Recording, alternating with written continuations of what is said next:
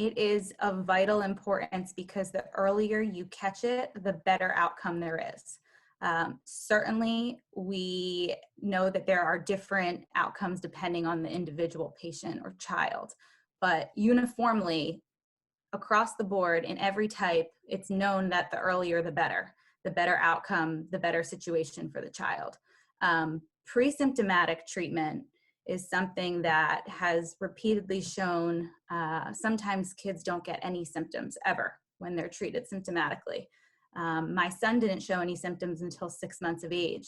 So, all this time we thought he was fine, and slowly he was losing motor neurons. Had he been treated after birth, had he been diagnosed by newborn screening, we can't say anything for sure, of course, but the data reflects that he likely would have not developed symptoms related to his SMA, or at very least would have a different life than he does today.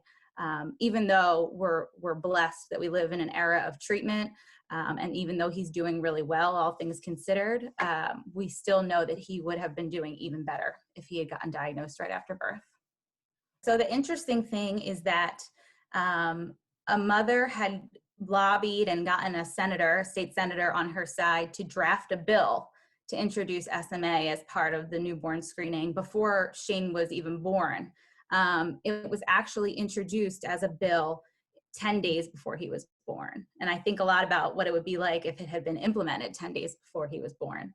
But that mother actually had been carrier screened, which is a little bit different. Some doctors will carrier screen you automatically for SMA. Some don't do it at all. Some do it only if you ask them. It's kind of all over the place. And that's one of the reasons I focused primarily on newborn screening, because it's the most uniform way to make sure every baby is tested. But that woman who had been carrier screened and ultimately had a child with SMA was able to get immediate treatment, and she recognized the need for that and the importance for that. So she got the bill drafted. It was introduced 10 days before Shane was born. And then I became, I guess, a legislative advocate once Shane was diagnosed. And I said, why wasn't this on the panel? And I learned that the bill was just stuck in the New Jersey legislature. Like many bills are, there's thousands like it that just never, get anywhere. And so I started fighting for awareness and started contacting the senators and trying to get it passed, which we ultimately did in January 2020.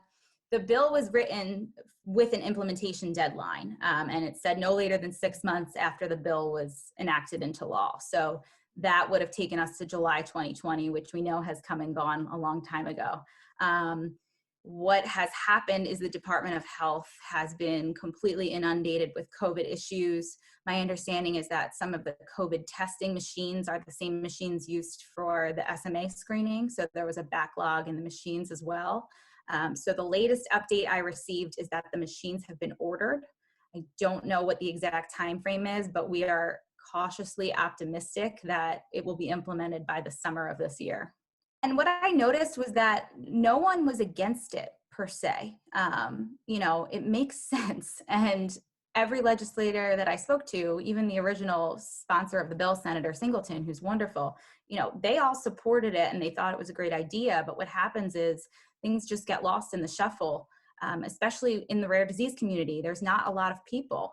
In the scheme of things, people aren't the majority of the constituents in a state. So you don't have the same urgency that's there unless you have a particular story that can motivate people. And I found that Shane's story and our family's story was the motivating factor.